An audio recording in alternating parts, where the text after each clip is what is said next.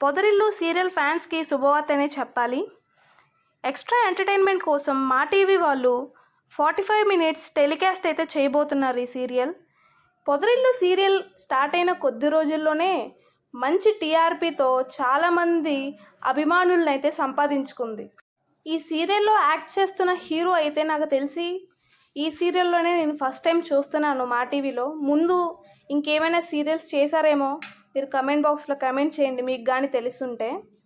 Heroine సంగతికి వస్తే ఈవిడ already మా టీవీ సీరియల్లోనే 2024లో స్టార్ట్ అయింది. ఓ మగువా సీరియల్లో అయితే సూపర్గా యాక్ట్ చేసి మంచి తెలుగు ఆడియన్స్ని అయితే సంపాదించుకుంది ఈవిడ.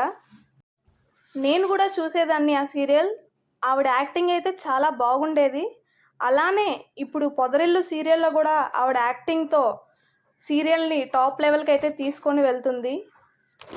ఈవిడ యాక్టింగ్ మీకు ఎలా అనిపించిందో కమెంట్ బాక్స్లో కమెంట్ చేయండి. మీ పర్సనల్ ఒపీనియన్ మీరు నాతో షేర్ చేసుకోవచ్చు. ఇదైతే నా పర్సనల్ ఒపీనియన్. అది తక్కువ సమయంలోనే మంచి టీఆర్పీతో ఈ సీరియల్ అయితే దూసుకు వెళ్ళిపోతూ ఉంటుంది. ఫ్యామిలీ ఆడియన్స్ని ఫుల్ ఎంటర్టైన్మెంట్, డ్రామా, ఎమోషన్తో అయితే అట్రాక్ట్ అయితే చేసుకున్నారు.